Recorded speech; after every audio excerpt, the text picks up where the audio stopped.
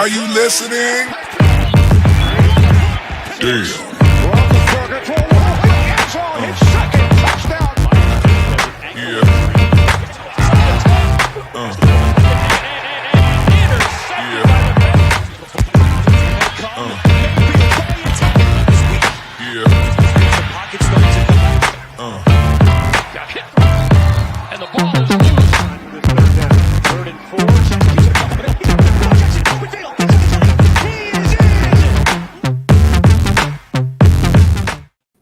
All right, welcome to AFC North Talk. I am your host, Tony Serino.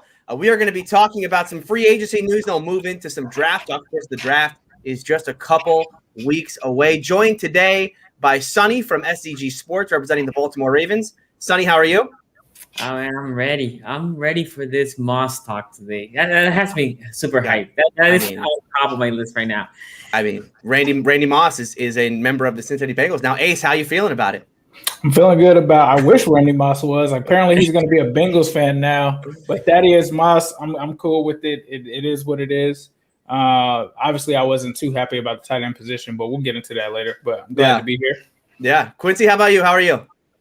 I'm doing fine. I'm watching all the chaos happen with the Bengals and the Civil War going on. Yeah. And I'm just excited because you know what? All this war and all this energy, it's going to be real nice when y'all come together to be mad at Mike Brown when he trades out the top five. He's going to be happy. That'll bring y'all back together and remember what is actually important in this fandom. Team Rashawn Slater at 10 or something, is going to have to. No, trade back to 15. Take Christian Darrisaw or something like that. There you go. There you go. That's actually Darrisaw's not a bad pick. All right, but we got to start. We got to start with the big news of the week, and we have a couple edge rushers in town in the AFC North for some visits. And you might think, well, that's some big news. That's not the biggest news, Ace. The biggest news is out of Cincinnati. Okay, Thaddeus Moss, Bengals fans going nuts. Kyle Pitts off the board. Take him off because we got our tight end of the future. Okay, we watched this kid at LSU play with Joe Burrow, put up big numbers there. What are your thoughts on? Are you as hyped up as the fan base is about Thaddeus Moss being claimed by the Bengals this week? I mean, I think it's a solid addition. I don't think that it's game changing, or some people were like saying take Kyle Pitts off the board. I think that that's a stretch. But I mean, it's cool to get some LSU prospects in there. I did want them to put a claim in on Moss last season, and the Bengals tried to do that. They tried to do it before the Washington football team reached out, but since they reached out first, he ended up going there, ended up suffering an injury, never really saw the field. So we don't know what Thaddeus Moss is, but if you add him to a room that has CJ Uzomah, Drew Sample, and now Thaddeus Moss, and a lot of question marks past 2021, then I think that it makes perfect sense to bring him in. So I love the pick for depth. It was something that I've always talked about, if we don't get Kyle Pitts, we have to get someone because this position is in jeopardy. I mean, we do these rankings every year. Last year, the Bengals were ranked last in this division by us accordingly on that position. I think it's still that this season again. So, and I think even when you compare it to the rest of the NFL, it's not really a strong position. But it is good to have a guy from Joe Burrow's college join him. And it will be nice to see Randy Moss in the stands. I'm looking forward to that. If we see Randy Moss at a Bengals game, that's going to be insane. Yeah. Sonny, how about you? What do you think about the addition of Thaddeus Moss to this? Does it move the needle at all? I mean, this is as low risk and as a medium reward, I guess, you can get. No, to be honest, let's be honest. Thaddeus Moss, last year he was super hyped coming out on the draft, right? Remember Ravens fans like, we need to draft him in the third round. Like, why? Because he's Moss? No. Why? And then as soon as he got caught, Ravens fans were like, we should go pick him up. I'm like, again, why? It's the same argument that I hear for Ravens fans and Breland. Who's Breland? Exactly. You guys don't know. It's from Miami, actually. Yeah. No, it's from Oregon. Oh, Oregon. Okay. Yeah, we stashed him. And all these guys, we'll see if he makes the team. Let's go first to see if he makes the team.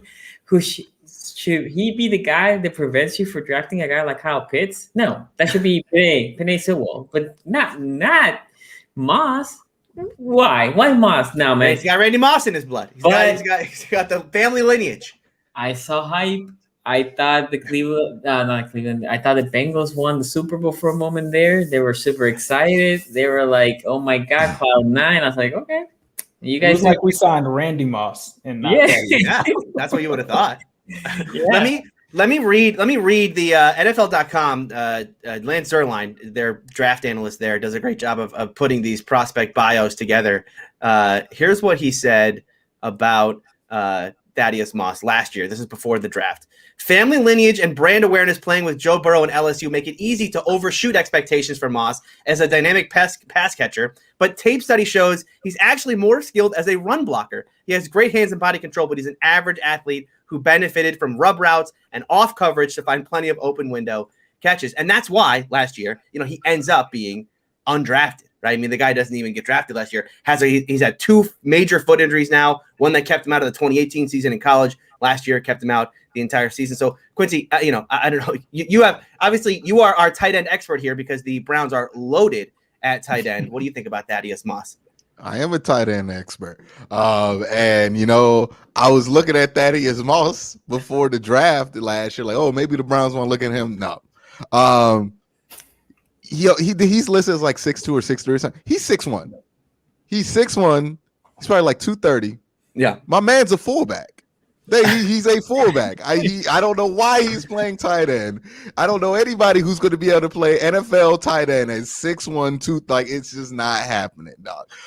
So no. I hope Thaddeus Young finds his niche in the NFL. I honestly want him to start to think about playing some H-back and seeing if he could take some reps back there, because that might be more fitting for him. He might find an NFL career in there. I know it's not sexy to have Randy Moss's son be a fullback, but that's probably what he is in the NFL. As far as the Bengals go, is it bad that he's probably competing for that second tight end spot? Because I don't know who it is. It's what CJ Uzomah, Drew Sample. You know what I mean? Like, and it's kind of concerning that they are bringing him in, because I know he's a run blocker and everything, but like, in the NFL, he's horribly undersized to be a specialty blocker. You would bring him in because you think he could receive a little bit. And my concern is this the direction y'all going at tight end? Like, even if y'all go like undersized dudes who aren't going to help out in blocking, because that's not something that, especially if you don't want to go pass blocker or offensive line in the first round, that's not a direction you want to see them going with the tight end position. Because again, underrated part of your protections. Tight ends and running backs, massively underrated when it comes to your protection schemes. You need those guys to step up in that area in order to have success. And, you got rid of Gio Bernard, who's probably one of your better pass protectors. And, you bringing in Thaddeus Moss, who, he probably can run block a little bit. I don't doubt that. You could be undersized and run block. You ain't going to be undersized and do anything with the edge rusher that's going to come up. What Myles Garrett going to do to Thaddeus Moss if he ever sees him in a game on a 3 tight end set? What is Myles Garrett going to do to that? That's not a good set. Or Malik, or like a defensive tackle if they line up. Like, it's I really hope they go in the right direction with this whole thing that they're doing in Cincinnati. But we'll see. We'll see what they do in the draft. All right, couple super chats to get to. Super chats are open. If you want to derail the show, we love when you do it. We want to take your questions here, so put it in a super chat. We will read it live on the air, just like this one from David Miner, the Death Shadow guy. Gives us a $5 super chat. Appreciate it. He says, Browns have not one but 2 quarterbacks who are among the 21 that have won a playoff game more recently than Ben. I'm sure he's still got one more Super Bowl left. Well, I appreciate that there at the end. Browns fans, enjoy this offseason. Really, really. And you are. And I appreciate that. Enjoy this one because hey, Tony, I got a question. Yeah, go ahead. What if the Browns play all opening week and win? And it'll be 3 straight Browns wins. Yeah. Just I will find a new hobby at that point. Been getting into Formula One recently, and I might just become a Formula One guy. Like, you might just start up a Formula One podcast. All right, we have another super chat here. MeWeb21, €5 here. Again, shortly before midnight. Wish you guys could go earlier on air. Going to sleep. Greetings from Germany. Love my Steelers. Appreciate that. By the way, Sonny, I did have a question because we, here in America, we changed. We did the whole daylight savings switch here. In Europe, they don't do that, right? You guys, they do that shit too. Oh, they just do a different week. They just for some reason confusing. And we were 2 weeks instead of because I'm 5 hours before you guys or ahead of you guys. I was 4 hours for a little bit. Gotcha. Okay. All right. Well, let's move on here. Let's talk about the Baltimore Ravens. They are bringing in an edge rusher this week. They're bringing in Justin Houston for a visit. Now, Sonny, this one is surprising to me, not because they're bringing in Justin Houston. I think Justin Houston, is a capable edge rusher. Last year, I believe he had 8 sacks with the Indianapolis Colts. He's up there in age, 32 years old, but still very productive. But my thought was much like my Steelers, right? The Ravens are going to kind of wait out this period until the compensatory pick period ends before they sign anyone, especially a big name like Justin Houston. So give me your thoughts on this. Are you first of all, you happy with Justin Houston if that is the direction they end up going with if he does sign? And 2, is now the right time to get an edge rusher before the draft, or maybe the Ravens should have waited a month or so to sign this player? Okay, so right now, think about this draft class on the edge. Mm-hmm. Every week, you don't like it at all. Every week I do at least 2 of these guys. I haven't found one that I think is a first round pick. I haven't found one. This is the first year that I had not found a guy that I'm like, that dude should be a first round pick. Now I'm doing Paye right now. Paye from Michigan. Yeah, pretty Paye. He has been the best one that I've been looked, but also, in my opinion, he also rushes more from the inside than the outside. So saying that, I said like 2 or 3 weeks ago that the Ravens should sign 2 to 3 of these guys. And when I say these guys, I'm talking between Houston, Ingram, Clowney, and the dude from Washington. Kerrigan. Ryan Kerrigan. Yes, yeah. Kerrigan. 2 minimal, at least 3. Because the universe, God, whatever you believe in, give you this gift of the draft is trashing edge. You have a couple holes to Ravens. They have edge as a whole. They have wide receiver, right? They still need some wide receiver depth. In my opinion, they need to add 1 more tight end. And after that, the O-line, if you trade Orlando Brown Jr., the reality is you're probably going to get a pick that you're going to draft a tackle with that trade, right? And after that, edge is a big problem, but there's, again, well, you guys know what I think of all these guys. So a free agency gives you a lot of veterans, capable veterans. They're not going to be super expensive. So I think that what the Ravens are doing is they're putting tax and saying, okay, Cleveland's probably going to sign Clowney. We're going to talk about that later. Mm-hmm. So now, instead of that list being 4 guys, now it's 3.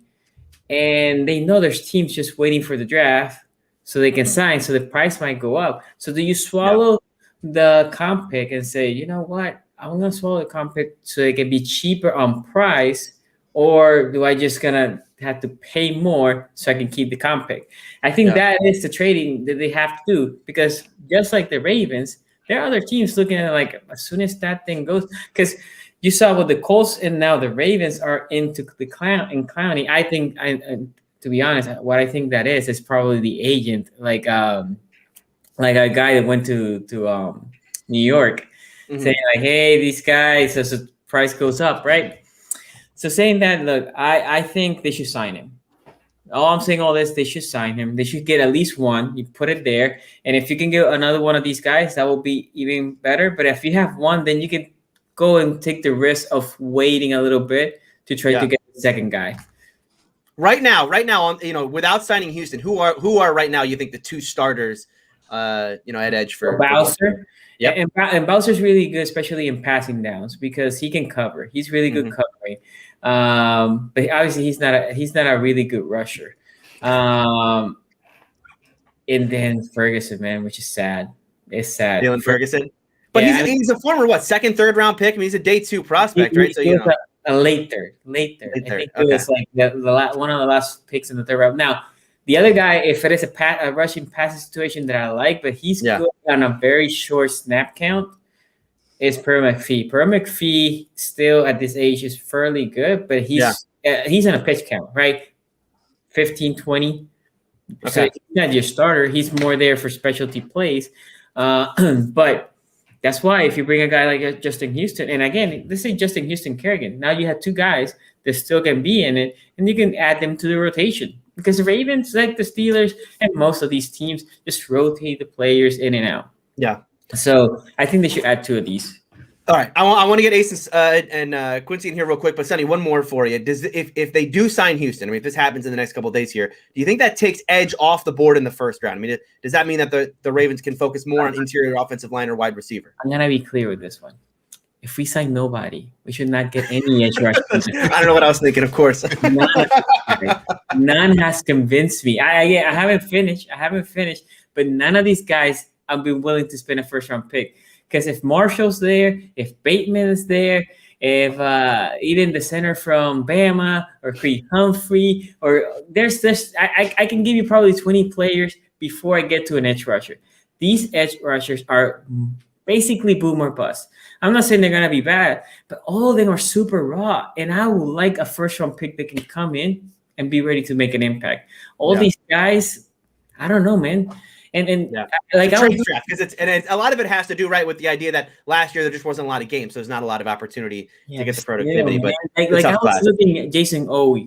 Oh my God, how is this guy a first round? Yeah, but hold on, you got to admit, like his get off is incredible. Like as an athlete, you can't teach that. And that is where we are with the edge class. The edge class is they look good. They're that pretty good that bam, they look good.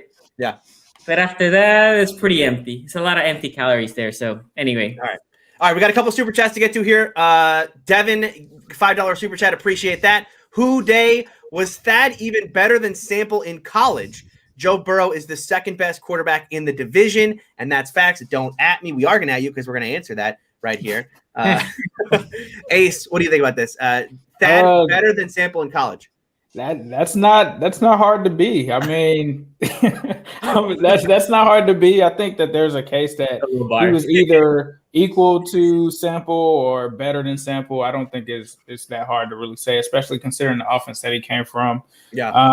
And then you guys already know how I feel about Joe Burrow, but he is just realistically coming off of a knee injury, so we're gonna have to see how he bounces back from that. But you guys know how I was rocking with Joe during the season until he got hurt. Yeah. All right. Another super chat here. Rex with a $5 super chat. Appreciate it. In terms of derailment, have any of y'all seen young Quincy's acting demo floating around YouTube? His Jack Nicholson impersonation is spot on. I have not seen this. I have not seen that. I've seen the LA video. I have seen the young LA video where I think you were showing your place in LA. But that's not surprising because Quincy I'm was actually in a movie with Wood Harris. There's like a scene I'm in with. I'm pretty sure I need to know this movie. He yokes me up and then he throws me out the way. I met Wood Harris. I talked to him about a bunch of the movies he was in. I love Wood Harris. Which movie is that, bro? I gotta know. Oh, it was like one of them BET movies or something. I don't care. It was one of them. Marcus Houston produced it. I remember I met him on set too. But it was Always and Forever, I think. Always and Forever. All right, make sure you guys check that out. I have never seen it because I don't know where it's distributed on. But the trailer came out like 2 years ago. I don't know what's going on with it. But yeah. Okay. I just remember he yoked me up. It was an ad lib. He was like, "Yeah, brother, you got yoked up good right there." And I was like, "Thank you, Mr. Wood Harris." Love it. All right, super chats are coming in fast and furious here. Appreciate that from everyone. We're going to get to all of them here. Yeezy for POTUS. Here's a $5 super chat. What's Q's thoughts on the Browns still drafting a young pass rusher like a Jason Owe, even if they sign Jadaveon Clowney? And this is a big one. Jason Owe. Drafting. If the Browns sign Clowney, that'll be the second free agent pass rusher they brought in, along with Tack McKinley. So does that take edge rusher off the board for them in the first round, Quincy? All right, so if they really like a guy, then nobody's ever off the board, right? Like if they really believe in a Jason Owe, I don't believe in that, right? Like I think they would draft him to become a tight end. And like that's more likely than thinking he's gonna be an edge rusher. Because man, like you talk about raw, like he's a more raw version of Barkevious Mingo coming out of college. And like Barkevious Mingo was one of the rawest dudes ever. Well, not raw as in good, but rawest talents to ever get drafted in like the top 8 of a draft, like ever, except for like Ezekiel Ansah, who actually worked out, but this dude's not Ezekiel Ansah. Yeah. So no, I don't think they'll go with him. Like if somebody they really like if they're like me and I know Sonny don't like any of these dudes. I like Jalen Phillips. I like him a lot. He is 26. You have to consider, you're only gonna have Clowney for 1 year. you might want to bring in Jalen Phillips, and draft him, have him long term. If you really believe in him, if the medical checks out and everything else. Now, when it comes to Kwity Paye and Ojulari, these guys who you're kind of just drafting traits on, nah, because you want those guys to develop. You need playing time for those guys to develop. The Browns aren't we're not trying to develop pass rushers at this point. So I don't think it's off the board completely. If you have a guy you think can step in and right away and play and add to the rotation, sure, and Jalen Phillips would be fine for that because him, like Clowney, can play inside, outside. You could put Clowney, you can do a lot of crazy things with all of them out there if you really want to get creative with it. But yeah, I would say there's probably one guy I would consider taking, and the more it looks like it seems like the community's coming to its senses. They're going to take him probably in the top 15. Yeah, I haven't watched a lot of the edge guys because the Steelers really are not in the class for a first round edge. But I have watched I have watched Kwity Paye. I've watched who I like, and here's what I like about Kwity Paye. I agree, he's very strong, but and he's an athlete, but he doesn't have a lot of the polished pass rush moveset yet. But what I like about him, you can kick him inside. I think you could kick him inside on pass rushing downs as well. And I like that about him. Guys who have that kind of flexibility can play outside or inside like that. And I like Ojulari. I know you guys don't like Ojulari. I like Ojulari. Good burst, good bend. Flash. All these guys flash, and they have a couple plays that will flash here and there. No. Not all of them. Gregory Rousseau does not flash. Not at all. I'm saying what I'm saying. A lot of these that man moves like Giant Man in the Avengers movies. He's going to be a day 3 pick. The more I keep hearing about him, he's going to be a He should. You ever watch like an old center run up and down the court in basketball? When I watch Gregory, I'm like, that's what it would look like if you put a center in pass. Just slow burst. If for some reason the Ravens would have drafted Zoe, the first thing I said, like, yo, you ain't playing this year. You just need to put LBs and try to go inside because you ain't gonna be an edge rusher. In that frame right now, you cannot go inside either. I can see it now. He is a red shirt year this year. He should. What's he gonna do if he gains weight? He's already slow. Like he's gonna be slow. This is what's gonna happen, guys. This is what's gonna happen. The Bengals are gonna have this aha moment, and they're gonna probably take Chase. They're probably gonna take Chase. Then they're gonna get to the second round and take a lineman, and then they're gonna be there in the third, and they're like, Gregory Rousseau, how is he still there? And then they're gonna take him, and they're gonna be like, but he was a first round guy day 1. That's a steal, and he's gonna be trash. The worst that happens with these guys is guys who fall and then you trade up to get them, right? So not only do you take him in the third round, you trade other picks to move up in the third round to get him, which is the worst of all those scenarios. Yeah. You know when you used to watch like RG3 when he would come in garbage time for the Ravens and RG3 start trying to chuck them little legs that he got left, and he'd be like, yo, I feel his knees are in pain. Gregory Rousseau has just never had a knee injury to my knowledge, right? No. But every time he steps, I feel them knees. Them knees is going under work. Them knees is going under pressure. And then he tried to explode left or right on him. I was in shock. Because I've heard all the things about him. Then I watched the tape and I was like, this is whoa. Did people he just beat up some of the worst guard play I've ever seen in my life. Know what it is? I really think have sack play. Yeah, I really no. So first of all, with the sacks, I would say 10 or 12 was just literally guys running into him, and he was like, "Oh shit, the guy's here. Let me just bring him down." But these dudes, all these edge rushers, I feel like the community, these experts, are saying like, "Well, we have to have an edge rush. How can we not have edge rushers in the first round?" And I'm like, because they're not good.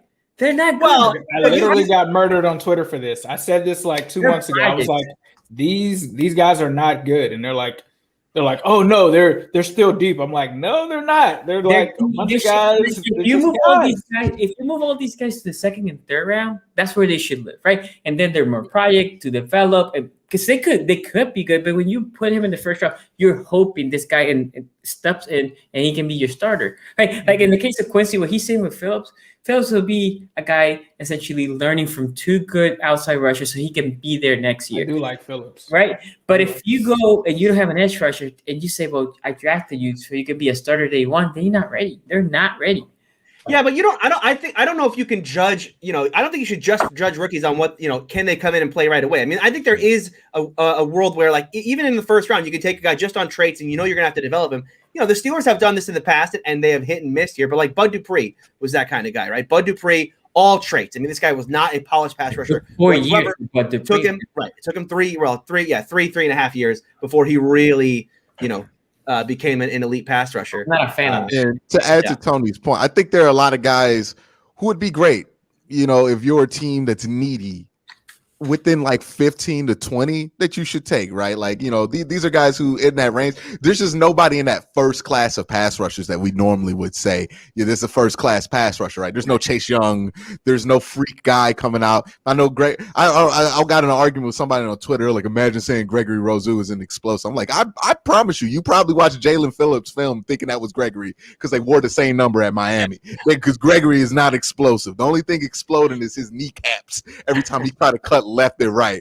It is, I don't mean to dog on him, but I heard somebody try to say he could be like a Calais Campbell. Have you not noticed Calais Campbell is quick? Yeah, I think, they say that because I did make that comparison. I said, like, in his dream scenario, Rousseau can be a guy like that. But again, it will be, you have to draft him late. And essentially you say this is a redshirt year and see where it goes. The problem is with Rousseau, my biggest problem with him is people are talking about him as a first round pick. Like they were. I don't think they are anymore. I don't think people are talking about that. People were saying that, and then the tape came on. They're like, yeah. People turned on the film and they went, wait, he what? ran a 720 shuttle. That was like the first dude, Tony, when we had the cut ups. That was the first one that I watched, and I was like, this guy is trash. That was my immediate reaction. Was like, this is welcome to the Edge class of 2021. If this guy is supposed to be that guy, then the rest of them are just nah. Yeah. All right, we got to keep going here in these super chats. We got one here from the Trib, $5. I drafted edge before I draft a wide receiver outside the top 6. Tylan Wallace is a luxury pick. If he's in the 4th, we need a center, edge, tight end, and tackle if Orlando leaves. And of course, Trib is a Ravens fan. Sonny, do you agree? So I don't mind drafting. Let me say this, because if we draft our edge, which is probably going to happen on day 2, let's say we're a 3rd round pick or in the 4th round or above, day 3, I'm not opposed to that. All I'm saying is none of them should be a 1st round pick. You go with Russo in the 4th round? No, what I'm saying is in an island, like if you have 2 talented, let's say equal talent, receiver and edge, yes, the Ravens should take the edge. I'll agree if that is a sentiment, but that's not it right now.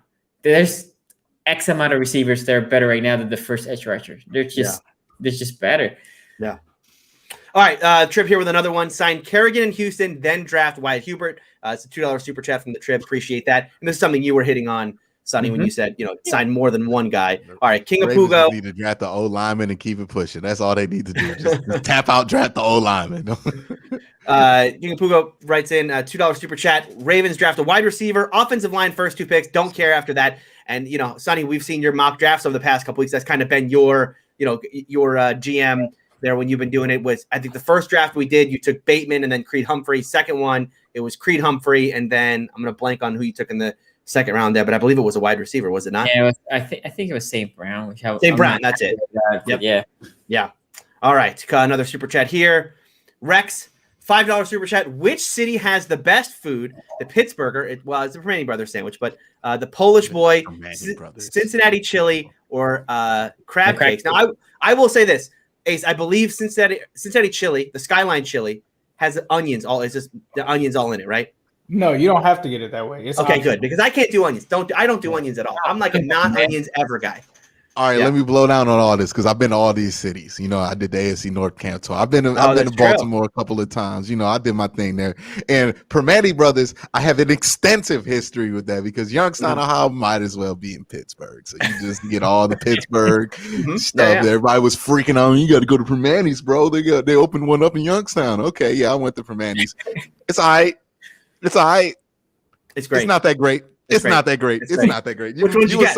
You probably got a lot of them, but No, yeah, I had the right, roast keep going. beef, I had the corned beef, like I had all of it, like you know what The I roast mean. beef's good. Yeah. Yeah. I remember one time my friend, my buddy, he's a Steelers fan, Luke. Shout out to Luke. Well, really no shout out to Luke because he bit into a Permane Brothers chicken tender and it squirted juice into my eye, and that just ruined the rest of the road trip for me. It just ruined. He had to throw away his tenders after that, and I was looking at him like, you're throwing away the tenders like it went in your eyes. juice. Like, yep. So yeah, Permane's Brothers. That's not even the conversation. Cincinnati chili. I did a show out of Chillicothe, Ohio, back when I was into the whole professional acting thing. Let me tell you something. There's nothing but Skyline chili in the southern part of Ohio. Let me also tell you something. There's nothing that'll make you use the toilet like some Skyline chili. All right, you'll be making your own Skyline. It was good going down. Skyline chili. Nah, Skyline chili. It's okay, but you know it's better than Permane Brothers. I'll say that, right? It's worth the dump at least. And you got crab cakes. Crab cakes are dry. They're drier than Popeye's biscuits, and they don't even got the butter, bro. Like I don't get what the hype is. There's not even a good sauce. How you got crab cakes and no good sauce? You ever order a crab cake? Think it's gonna taste like crab? Nah, it tastes like bad. Like it just tastes dry, and you cough on it. It tastes like you chewed up crab and then you spit it out, put it in a napkin, and fold it up. Say this crab cake right here, and then Polish boys taste like heaven. They do. If you get the fries, the coleslaw, the right parent, then you get the key to a Polish boy. You gotta get the right bun. You gotta get a thick enough bun to hold all the sauce and coleslaw and mess in there, and the foil gotta be right. And then you all right, but y'all don't know about that. But I'm just saying, Polish boys, they taste like heaven. And when the Browns win the division this year, we're eating a Polish boy live on stream. All four of us. I'm volunteering. I'm gonna say this because I'm a foodie too. Yeah. For me, it's between. I never had the Polish boy. I'm gonna have to try one out.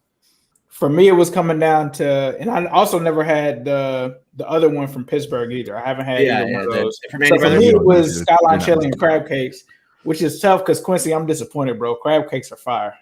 Crab cakes are pretty fire. Crab cakes are good. Crab cakes are pretty fire. Being in Florida, it's tough for me, but I still got to go with Skyline chili. But I think all that salt and humidity in the air in Florida and dried out y'all taste buds because y'all been so close to the ocean y'all entire life. Y'all know nothing but dry food over there near the coast. I don't know if they have it in the A or not, but there's like all of these crab places popping up in Florida. Tony, I know you've seen. Oh this. yeah. All of these social like crab places are like popping up literally every week. I don't know what's going on, but do they have those in Atlanta, Quincy, or no? I've had crab cakes all over. I've never had. You got to go to a coastal city and get one though. You got to go. I went to Baltimore. I was like, yeah, they got crab cakes. They've been talking about crab cakes. I went to a nice place. I spent all this money on this crab cake, and I had to order something else. I was so disappointed. Crab cakes aren't created equally though. I do know that they aren't all created equally because I went somewhere. Root Chris. And they were horrible. I was like, this is trash. Tasted like dry stuff in an imitation crab. I was so disappointed. I don't know this dry thing you keep saying. I'm not with you on that one. But you might have had some bad crab cakes. Again, we might need to verify the crab cake that you're eating. That it's good. Sounds like a salmon croquette or something. Yeah, exactly. So I don't know what you had, but I don't think it was a crab cake. All right, maybe I have to reevaluate. Yeah, all right. We got the last super chat here. We're gonna get cut off here. Josh Matter, $5 super chat. Ace, are you recruiting one of the guys to the Civil War tomorrow? I feel like Q would get in on the action, especially. Let us know, Ace. What is this Civil War? Is it another one of these? Appreciate that, Josh. Yeah, we got another Civil War coming. Just so you guys know, if you're Bengals fans, TJ Husmazada is going to be there. Hugh Jackson is going to be there. We got a surprise. It's a very notable YouTuber that's going to be making an appearance. That's all I can say right now because I want it to be a surprise. But unfortunately, I'm not bringing any of these guys on. It wouldn't be right. Like if Quincy wouldn't bring me to a Brown Civil War thing, like what am I going to talk? You guys are going to be looking at me crazy. But we definitely got to get Q in on some kind of action soon for sure over there. I want to see him and Zim go at it. I know y'all have been talking about it. I try to make it happen. We'll see if it's going to happen, even if it's not a smoke thing or who wants to smoke or any of that, we're gonna have to make that happen because I gotta see Quincy versus them for sure. Yeah, look, man. Look, I've seen enough top 5 chaos to accidentally volunteer myself for some top 5 chaos. I'm not doing that. No, not with my teammate in there. No. I've watched all the debates. I've been where y'all at, and I am just enjoying it not being me. You know what I mean? Yeah. Not having a fight about a top 5 pick. Yeah, I'm glad we ain't arguing about Kyle Pitts, Jamar Chase, or Penei Sewell. We sitting back there at 26 like, we might get Greg Newsom. We're not really that pressed about it. Oh, I like crab legs. Oh, I like filet mignon. It's like they're both still. All right. No, let's trade back and get Permane brothers. Hey, chill, relax. All right, listen, we're not completely caught up with. I know that a couple more of you have put some super chats in. We appreciate that. We will get to those here. But we appreciate everyone who supports the show, including our sponsor, Manscaped. Flowers are blooming, the grass is growing. It's time to chop the weeds. And thanks to our sponsor, Manscaped, you can trim your holes safely and efficiently. I'm talking about ball trimmers, okay? Manscaped, the leaders in men's below-the-waist grooming, have an exclusive offer for our audience. Use the promo code AFC North Talk, all one word, to get 20% off plus free shipping at manscaped.com. Join the 2 million men who trust Manscaped. They're here to make sure you're trimmed and smelling nice. After all, it's time for some spring cleaning. Again, you go to manscaped.com, 20% off, free shipping. Use the code AFC North Talk, all one word, at manscaped.com. You can get their the weed whacker, right, which is the nose, ear, and hair trimmer. You've got the lawnmower 3.0, which we all have it. It's a good product. Let me tell you, we've all used it. It is a quality product. Again, we talk about vision with these draft prospects. They got the light on there. You need the light. Check that out. Manscaped.com, promo code AFC North Talk. All right, let's get back to your super chats because they are coming in fast and furious here. Get to the next one here. Oh, I lost it. I believe it was Rex again. There you go. Okay. $5 super chat. Sonny, are you worried? Whatever wide receiver drafted will flop like Perriman, Brown, etc. They need that position, but they cannot develop them. And I'm surprised to see you guys put Hollywood Brown as a flop. I mean, I know he hasn't been a true number one, but it's not like he's been a bad receiver for the Baltimore. It's about what you expect for a pick in the back end of the first round. Yeah. So think about this with Brown. I don't think it's been a flop. Yes, I think Brown has been solid for us. Yes, late first. Not only that, a team that doesn't pass much, right? The Ravens don't pass much.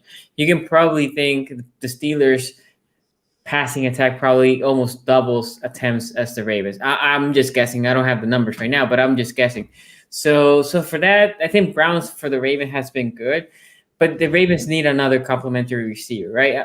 And that is another outside guy. But I think I've been saying this is a specific guy. It has to be a guy that can make contested catches. The Browns not that guy, and none of the other receivers are that either. So that's the receiver that we need. Look, if every time you flop, you're gonna go gunshot, then what are we gonna do here? Because the draft is a crapshoot, man. I mean, you are gonna fail in the draft. You are gonna flop. So you cannot be gun shy because you flop. And yes, the Ravens' worst position picking is definitely wide receiver, but yeah, they should draft a receiver if one is there. All right. If the Browns stopped drafting players for positions that they were not successful at drafting players, we would have nobody on the roster. It's just a numbers game. You just got to throw money at the wall. Okay, Yeezy for POTUS, $2. Cue a glizzy gobbler.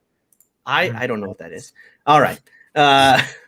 Okay, let's move on here. We got to talk about Jadaveon Clowney. Oh, yeah, go ahead. Can I say one thing about the Ravens? Yeah. I think that it must be hard in Madden to run a franchise mode with them because guys got to be retiring after every season that you simulate after that. If they sign Justin Houston, I think that it's a perfect move for them. You got to be 32 years or older to join the Ravens at the M&T retirement home. But it's all good. I think that is still a good move for them. I just will say if they do get Justin Houston, it is a good move for them. Yeah, they do that well, though. You got to give them credit. Them 32-year-olds when they bring in them 40-year-old pass rushers, they got the magic. They got that deer antler spray in the locker room because they be having career years or best years. I bet you if they sign Justin Houston, going to mess around and get 12 sacks next year. 12 sacks or something. because they brought in Elvis Dumervil like out of the blue one year. Elvis Dumervil was good for like 3 years. Yep, he was murdering. When Suggs was still good for like 2 years, they cut him and he just went nowhere and it just never came back.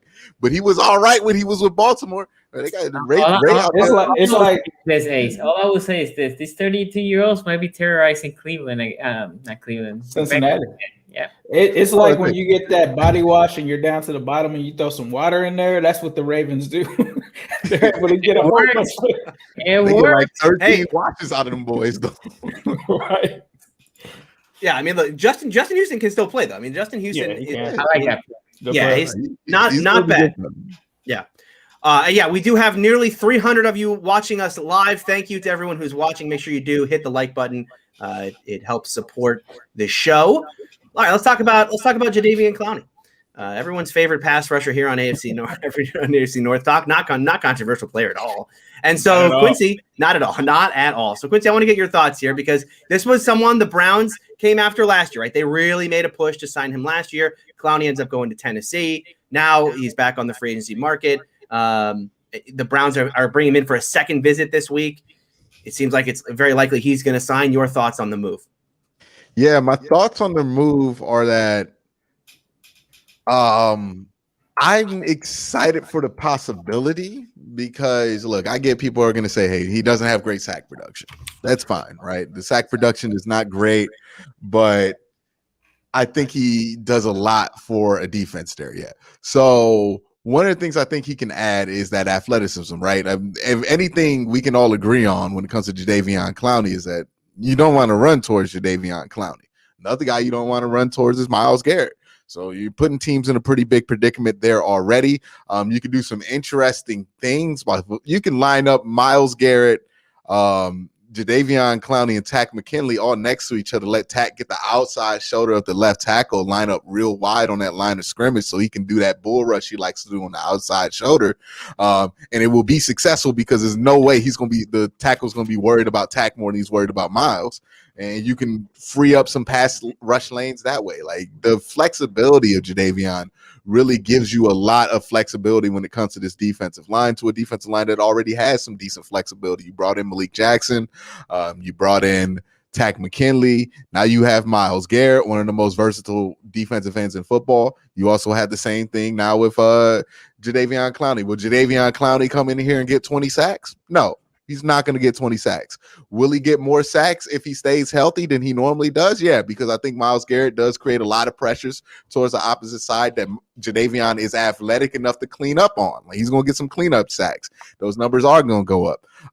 And I think he's really going to be helpful when it comes to the run game there. And that was one of the Browns' biggest problems. And you look at a team, and this is the team that the Browns are really worried about this year. It's the Baltimore Ravens. It's the only team that, has beat them twice from last year in the division. They swept the Bengals. They double dipped on the Steelers to end the season. They did not beat the Ravens last year, right? So they have to figure out a way to not lose both games to the Ravens. And one of those ways is getting more athletic on the edge. And with Jadaveon Clowney, you can do that. Again, you have a nice rotation there. We could talk about fan favorites like Curtis Weaver or Porter Gustin also stepping in there in the rotation a little bit. They'll have a better role. Takk McKinley gonna be able to get in there, but I think really anchoring it down with a guy like Jadaveon, and you might draft somebody in the late third round or second round, like a Carlos Basham or something like that, if you pair him with this move, in order to bolster that depth. But yeah, I think that's a better pairing fit wise than like a Olivier Vernon or the Emmanuel Agba or the other guys they've tried to match up with Myles. I think this is somebody who will be tremendous. I mean, like Jadaveon Clowney is the bar of athleticism when he came out, at least from South Carolina, for the defensive end position until Myles Garrett came out of Texas A&M. And, now the possibility of having both those guys on the roster would be, pretty good. So Yeah. I'm excited for the move.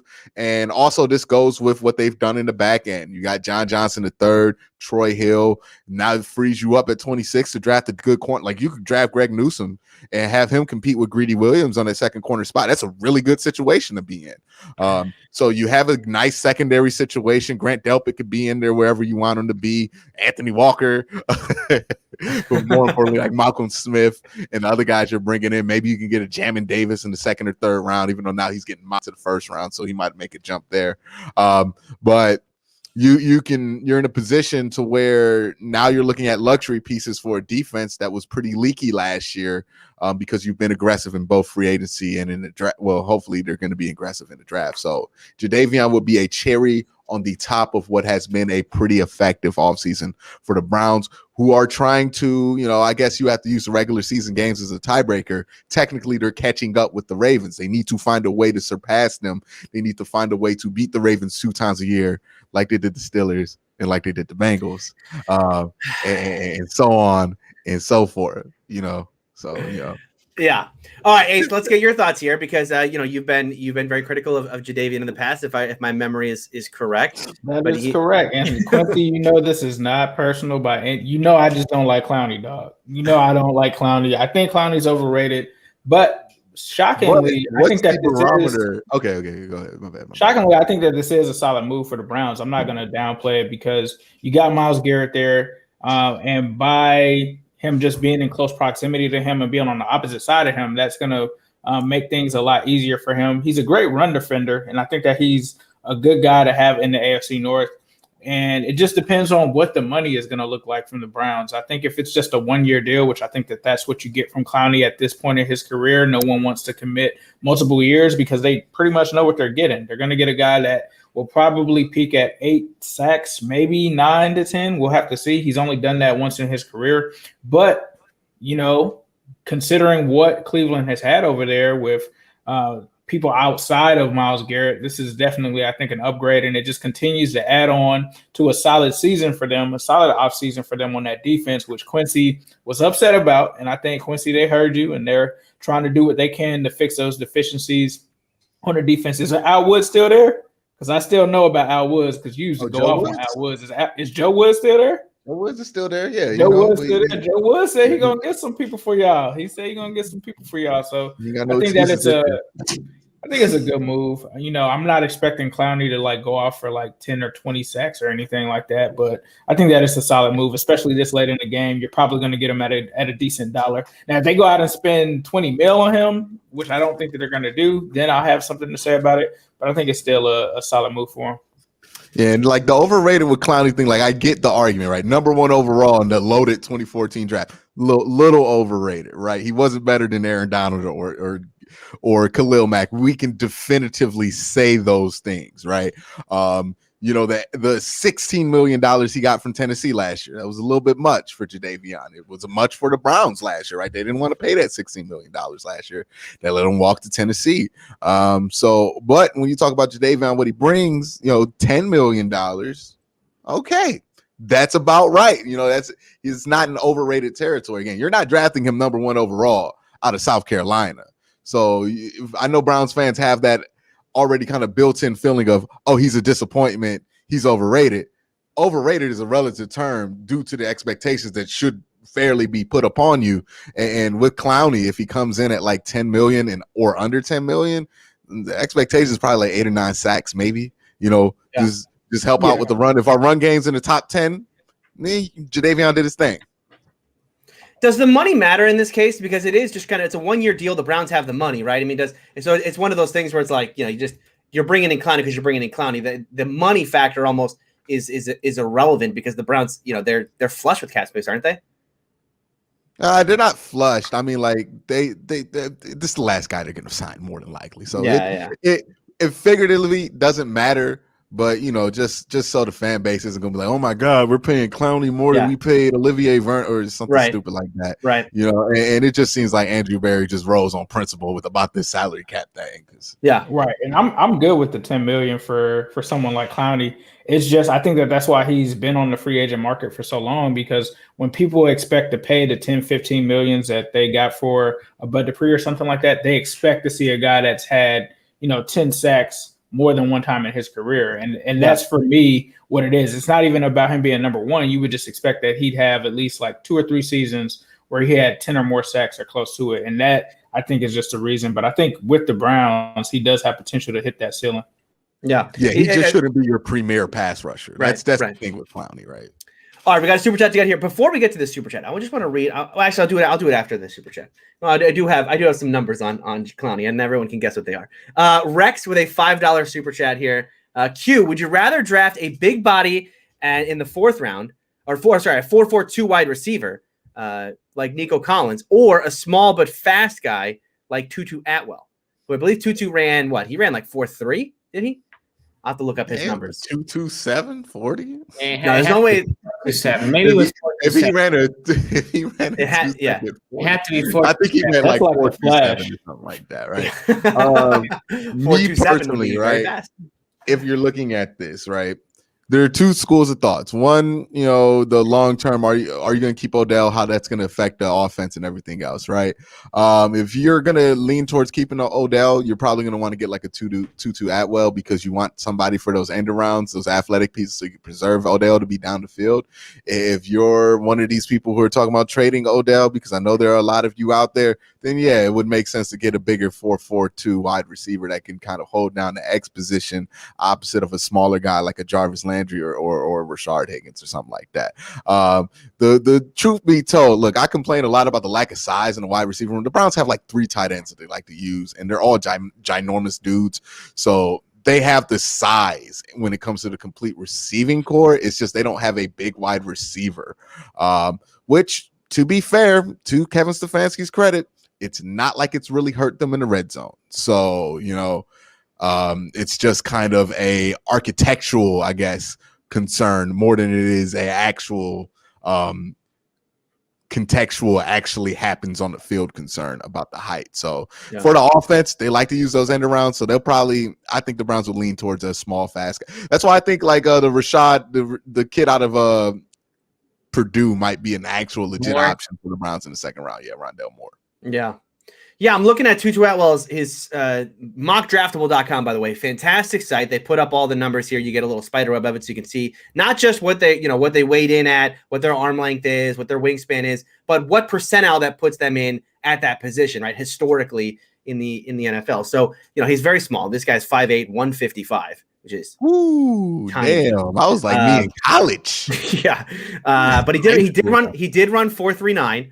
But his vertical jump 33 inches, broad jump just 117. The problem for him is his wingspan is only 69 3/4. So his catch radius is just naturally speaking is going to be so small because he's not a leaper.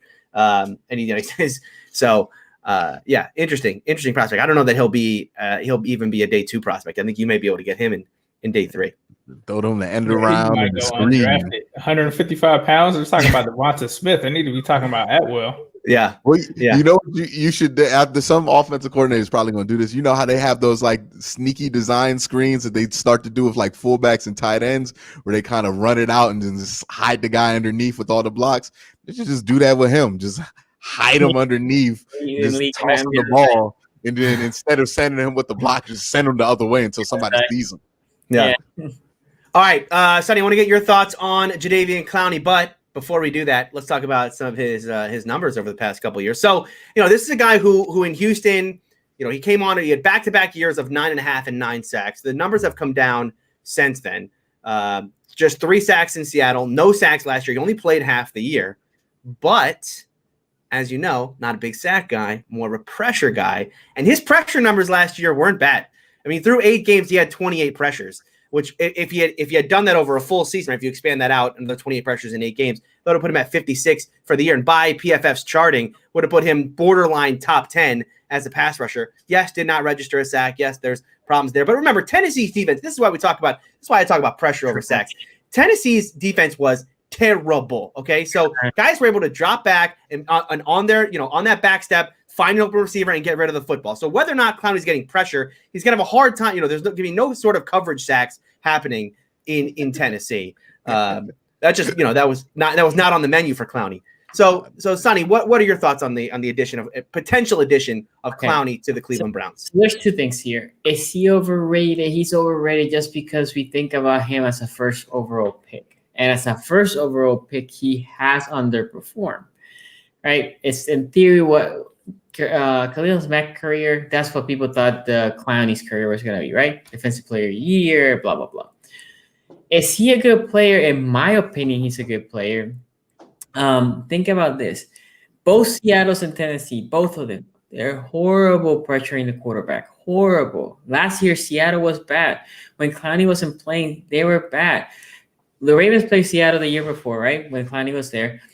And the only side of that Lamar felt some sort of pressure was from that side. So we started doubling team. And he was still doing a good job against the double team. But nobody else was doing shit. No. And then if you think about Tennessee, you hit the nail on the head. Tennessee, at the beginning of the year, was generating more pressure when Clowney was there. If you go check the numbers, they were generating actually more pressure when Clowney was there. As soon as Clowney leaves, that team cannot get 5 feet around the quarterback. So Clowney, the problem with Clowney is people sign Clowney thinking he is mouse care, meaning that he is your number 1 edge rusher. He's going to be the savior, right? He is the guy. And no, he ain't that guy. He cannot be that guy. And I think every time you sign him for that, he gets injured because he's not that durable. And right now, you need to put him on a rotation. He needs to be in a pitch count, right? He's not that guy. He gets hurt, a lot. So saying that for the Browns specifically, this is amazing because the Browns have built this defense. Very smart for the Browns. Last year, let's fix our O-line, right? They went in and fixed the O-line. Offense looks good. In theory, they didn't have to do anything to the offense. So what was the problem last year? Defense. So what do you need? Oh, let's go John Johnson, not Josh. John Johnson, the safety. Let me get Hill. Let me get Hill over there as a slot, right? Where am I lacking? Outside rusher. Let me get Clowney. Now, if you think about for the Ravens, that would be a problem, right? I mean, we had dealt with that with Pittsburgh having 2 really good edge rushers. I always think for Lamar specifically, and this is pretty true also for a lot of quarterbacks, but the pressure through the middle is what hurts Lamar the most. And the edges, he's sneaky enough that he makes people miss on the outside. But in that middle, when that pressure comes through the middle, that's when they get Lamar. Because when you push him through the middle, well, he's going to try to flush real quick, and then the outside can react to that now. Versus when the outside beats the guy, Lamar has, there's countless highlights out there of Lamar juking guys. So, great move for the Browns. I think this is a 10 out of 10. Price-wise, I think he's going to be between 8 and 12 mil. Yeah. And even if he's 12, that's fine. And it's just a smart move for the Browns. The Browns are acting like a franchise that they're methodically building that team to contend, not only this year, for years to come. Well, it's really a thing for this year. This is it's probably going to be a 1-year deal. Yeah, but it's this year. If they draft a guy, now you don't have that dependency. Let's say they draft Phillips. You don't have the dependency that, oh my God, again, none of these guys, in my opinion, are day one ready to start. So now you can make him in a rotation. He can learn from Clowney. Then the next year, as you're going to be paying Baker, now you don't have the other edge, and you put that whoever the other guy is. They're right in saying the Cleveland is doing the thing you should do. When you have a young quarterback, you need to acquire talent around him at all costs, right? You have the young quarterback on a rookie deal. He's not, Baker's not costing $30-40 million a year yet. That bill is coming due. So before it does, acquire as much talent, put as much around him as you possibly can, especially now that they know, and this is going to lead right into our next super chat here. Now they know that Baker is the guy, right? Last year, still the open question. They brought in Case Keenum. I'm not really sure. Now, right, okay, there's no more questions about Baker. Baker's the guy. It's about how far can they go with him. And so, I think adding Clowney to that defensive line is a smart move for them. Michael Stone, a $5 super chat here. I can't wait till next year for Baker Mayfield to have a breakout year. 36 tutties, 8 or fewer picks. Now, I'm surprised to read, and I'm assuming Michael is a Browns fan, so I'm surprised to hear him say that 2021 is going to be a breakout year. Quincy, how is 2020 not a breakout year for Baker Mayfield? It's weird with Baker, man. Like you can say his rookie year was his breakout year. Then he had the one down year, and now like everybody's like the next year is the breakout year. Statistically, there's an argument there that it wasn't that much of a breakout year for Baker Mayfield. If you just look at the regular season numbers, because he doesn't pass as much as other quarterbacks, but like I think that last half of the season, I think that was pretty much the breakout. That was the show. The Bengals found out the hard way what happens when they were like, hey, we're gonna let Baker beat us. That was the plan, right? Cover one, man up, make Baker beat you, and he did it. You know what I mean? Like, he's done it to other teams. Tennessee did the same thing. He's proven that it doesn't just have to be Nick Chubb or Kareem Hunt having a great day for the offense to win. If he does have a breakout year, I'm assuming you're like an MVP type season, right? Or something along those lines, which would have to be more than 36 touchdowns and probably less than 8 interceptions for him to be in consideration for it. Yeah. It would be great to see. But back to the Clowney thing real quick. When I heard that signing was possibly going to go down, I had a flashback to Ace, because I was like, man, if they don't take Panay and they open up against the Browns and the Browns get like 4 or 5 sacks on the bed, Ace going to be like, oh, how Jamar Chase out there blocking? How's he getting rid of the ball now? Wouldn't Panay play guard? I mean, the idea with Panay would play guard. Jadaveon on wherever not Trey Hopkins. What's the boy? If they got Fred the Sled or somebody out there that they got to pat. They will have Jonah and the guy from the Vikings. Riley will be fine. But remember, they move Miles inside and outside all the time. And the same thing is going to go down with Jadaveon Clowney. So it's like, Trey Hopkins is going to see Miles across his face one day. I've been told, don't let the Browns players dictate your draft. Don't let Myles Garrett dictate your draft, because he's just a guy, apparently. And apparently you just don't look at guys in the division, even though we literally did that with Lamar Jackson. Our whole free agency last year was adjusting to Lamar Jackson. But apparently, no, don't adjust to Myles Garrett, who, TJ Watt, those are just guys, not like whoever your franchise piece. You know what I mean? It's not like whoever those fans are. That's dumb, because your biggest asset right now is who? Joe Burrow, right? I think there's no argument. Those are the guys that Burrow needs to be worried. He's not a corner. Corner can pick him up. Okay, whatever. I mean, Jamar Chase can block Myles Garrett. No. It's a Thaddeus Moss. Yeah, he's going to be out there. You're going to line him up 6 offensive linemen. If I am Jonah Williams and I see little Thaddeus Moss line up next to me, talk about I'm going to chip him, I'll be so mad. Like, dog, you going to chip him? What you going to do? Miles will just eat you and then get heavier and harder for me to block. Yeah. All right, dog, that's all that's going to happen. We want to do more draft stuff tonight, and we'll probably get to that next week. But I do want to ask Ace real quick, because we talked about that. There's no way that, and I know I haven't heard a lot about Kyle Pitts to the Bengals. It does seem like that's really down to Sewell versus Chase. But right. I guess there's an outside chance of Pitts, and certainly Thaddeus Moss doesn't mean that it doesn't really take Kyle Pitts off the board at 5, right? According to Twitter, it does. No, I don't think so.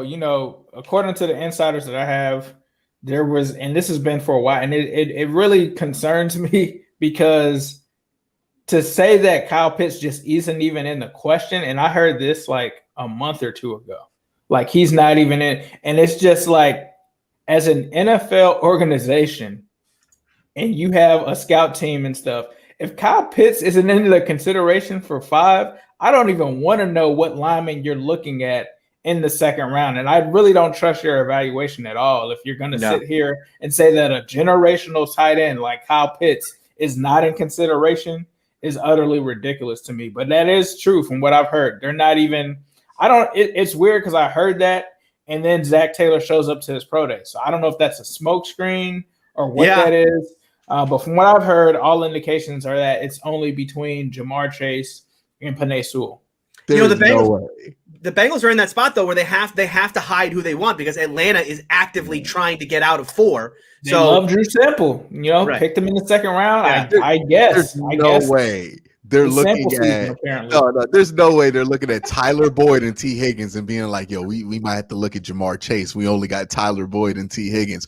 But they're looking at Drew Sample like, "Oh no, we good at tight end. They're good. We're fine. We We're got fine. CJ Uzoma and good apparently. that's a Pro Bowl team we got right there at tight end." Who was the other? Wait, no. Cincinnati had like a weirdly loaded wide receiver room of guys who weren't great, but like Auden Tate. Who was the other guy that came on in the early part, like Mike Johnson, something like that? I sat here and argued with you guys Mike in the Thomas. offseason, like, the Bengals have the number 1 receiver core, and all of our fans said that. And now apparently it was our receiver core wasn't good. AJ Green is washed up. John Ross didn't play.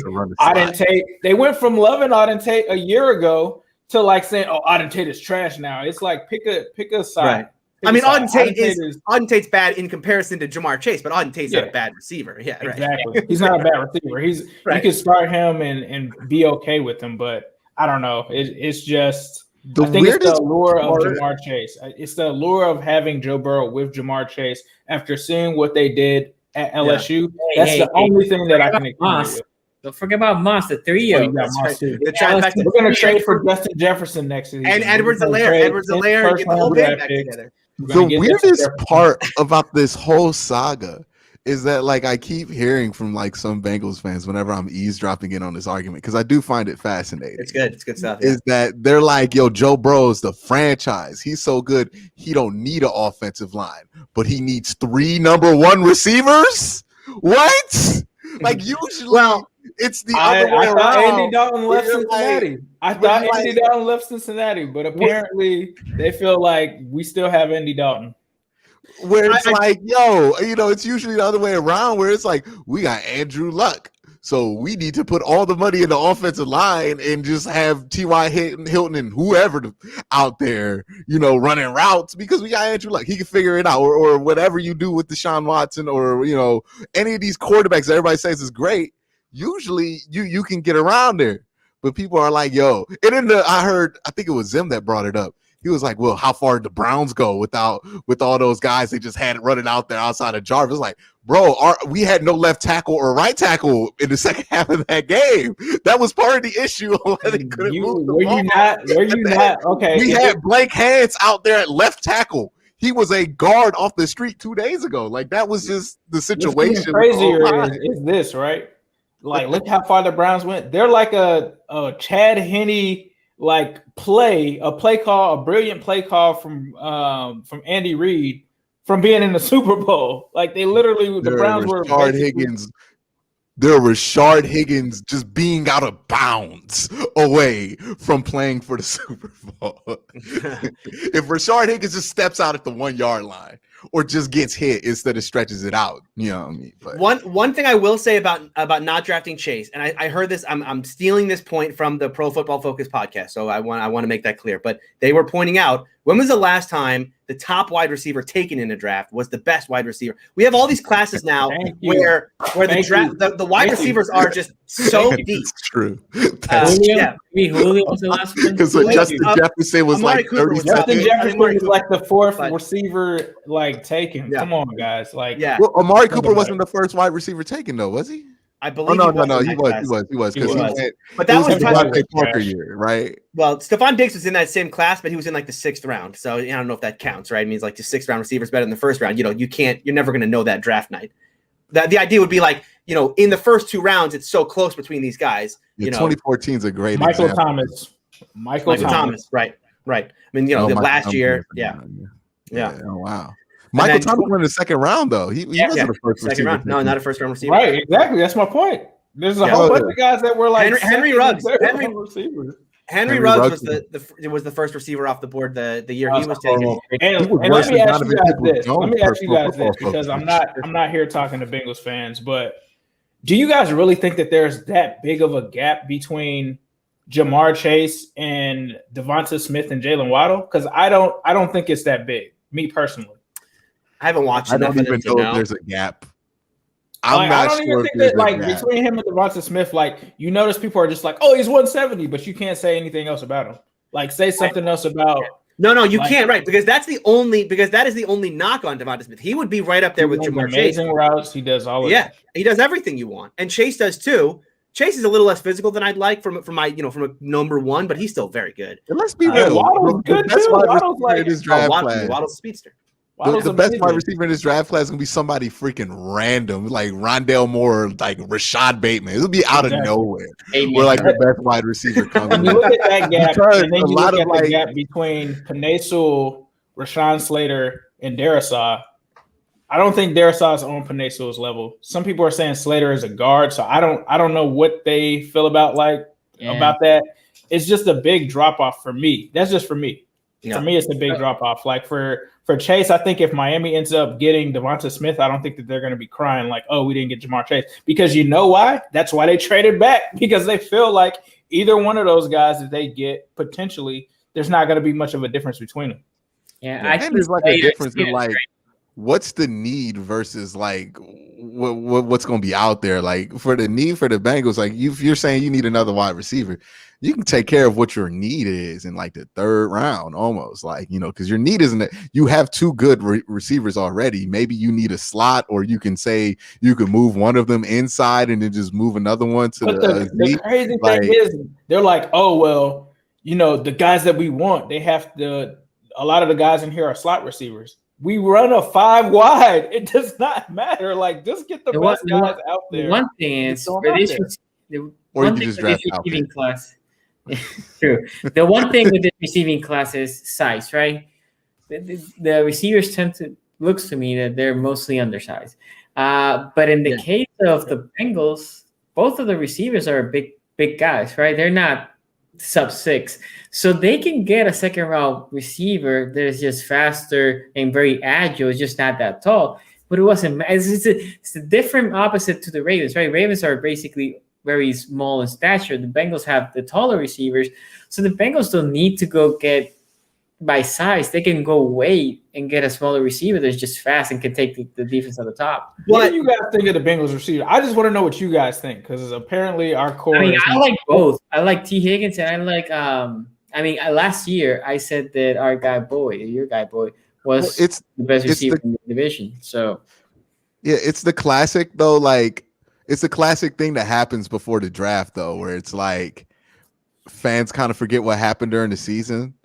And as we get separated from it, and it's like, don't y'all remember the storyline was like, they couldn't even work John Ross into the rotation, like wasn't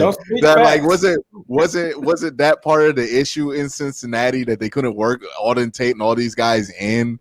And then also wasn't a huge part of the issue is that Joe Burrow couldn't like stay on on what do you call it? I'm blanking on the name, but when you're trying to just stay on, not target, but yeah, on, no, I know what you're trying to say. Now I've it's right there. Nope, we're not gonna get there.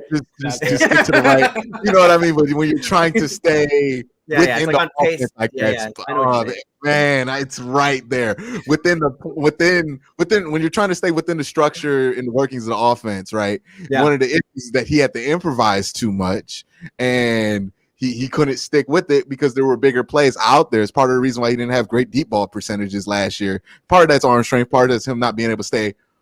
It was right there. On schedule. Not him being able to I got there. Because of the issues with the offensive line. And no, they'll tell you that it's because the receivers couldn't separate. Not because three guys were in the backfield in Joe Burrow's face nearly every play. It was because the receivers couldn't separate. It is funny that the solution John for Ross a lot of people who runs a 4-2-2 could not separate. It's funny that the solution to a lot of people from seeing that isn't that, oh man, we should give this guy a little bit more time to stay on schedule because he can really eat if he's going on schedule. They're like, no, he had to scramble a lot last year, so let's get him more guys to throw to when he has to scramble. Like, that's a solution to a part of the problem. Like, it's not fixing the problem. You know what I mean? And the crazy thing is, they're like, don't copy the Browns. And I'm like, the Browns literally had a good line for 1 year. That's not copying the Browns. They had a line just as bad as us 2 years ago. Like, that's not copying the Browns. I will say this about the Bengals wide receiver room. I understand where like Team Chase is coming from in that, look, the Bengals have a good receiving room. Boyd is a good slot. I think, Higgins on the outside was very good last year, maybe the best rookie besides Justin Jefferson and Chase Claypool. But I think they do probably need like a true number one. I guess you can make an argument, right? Like a true, and by that I mean like a top 10 guy, a Julio Jones, right? A real number one guy, and that's what people think Chase is going to be. But for me, think that Jamar Chase is going to be that. Do you think day one, guys, you have to remember though, you don't have to worry about Jamar Chase being a bust because Joe Burrow knew him from college, and that obviously means it's going to work. He knows the cheat codes. He knows how to make that work. You know what I mean? Is he going to be top 10 though? Is he going to be like day one or number one receiver? I don't know. I don't think so. I think he's not as short. Like I hear people talking about him as if he's the sure bet to be that. I'm like, he's not one of those guys that you look at. You're like, this is a sure bet to be one of those top 10 receivers. He has some issues that he needs to work on, and he doesn't have tape from last year, so you have no idea what he did or did not work on. So that's part of the thing when it comes to Jamar Chase. But it's like, this isn't like I don't think he's a better prospect than Mike Evans was coming out of Texas A&M or somebody like that. You know what I mean? Like, or he's not even Julio. I was kind of looking at that like, what? Yeah, he's definitely not Julio. You know what I mean? Coming out. He's different. Yeah, he's different. He's very explosive down the field. I mean, he's a very good down the field receiver. Yeah, and he's a very good 50-50 ball guy. But part of the reason you want to get a wide receiver is to stop throwing some of those 50-50 balls. I still think O-line is so critical, especially Joe Burrow coming out of an injury. Even if Panay is, do you guys think that Panay is just a normal prospect? You guys need Panay I'm not sure. To be honest, I haven't done a deep dive in Panay because he's kind of maybe near the Ravens. But I'm about to bring one out from Rashawn Slater's Twitter. Hey, Rashawn Slater though, he locked out Chase Young. He did. Oh God, here we go. Level of competition stuff about Panay is my favorite. The length didn't matter against Chase Young. He was able to competition was amazing. He was garbage. If I'm the Bengals, though, I say this. If I'm the Bengals, and I say this as not having watched a single play from Kyle Pitts' tape. Although my wife is a huge Gator fan, so I've watched enough Florida games to know Kyle Pitts is great. I would take Kyle Pitts. That's why I would take that. I would skip on. Watch Kyle Pitts tape. I was watching what's his name's tape. I just did JC Horn's tape. I was like, ooh, Kyle Pitts is just out here muscling this dude. I watched him muscle everybody else. I watched Tyson Campbell, and it's like, oh yeah, Kyle Pitts is unbelievable. or God forbid you do something crazy like watch the Patrick Surtain tape. That's not. I did that, and that's how I saw Kyle Pitts. Yeah. So to be honest, in my opinion, the Bengals should try to fix the O-line. If they think Panay is the guy, they just put Panay there. And difference, I think they should just, if they draft Panay, just say, here, you're gonna be the left tackle, Jonah. You're gonna slide to guard, and then you just got the guy from the Vikings. Now you have two good bookends. You solidify the interior of the O-line, and then you can move forward. Because right now, what do you expect now? You have a guy that's probably, if he starts day one, right? If Burrow starts day one, he's not gonna be completely healthy, ready to go, right? Meaning he's probably gonna have some remnants of injuries. So now you're gonna have a guy that is not healthy with a knee injury and running for his life, getting hit, with another injury. I don't know. I don't know if I'd say running for his life, right? They did address tackle. I mean, they got, and Burrow, by the way, was big in getting Riley. Whatever his name is, Riley Reed, is that his name? Yeah, but even look, and Ace knows that I love Jonah Williams, but Jonah Williams has struggled a little bit with longer guys, right? Because but even with that, I think with Panay, you can solidify two positions between guard and tackle.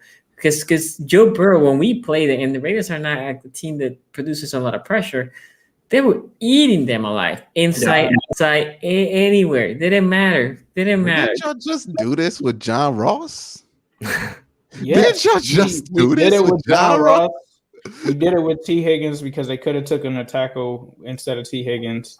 And T. Higgins is a great player, but it still did not solve the issue at the offense. I'm just tired of coming on here having to talk about the offensive line. This has been, it's been like since 20. Everyone's like, oh, it's just because of Burrow. No, this has been a problem since like 2016. And also, I'm just tired of it.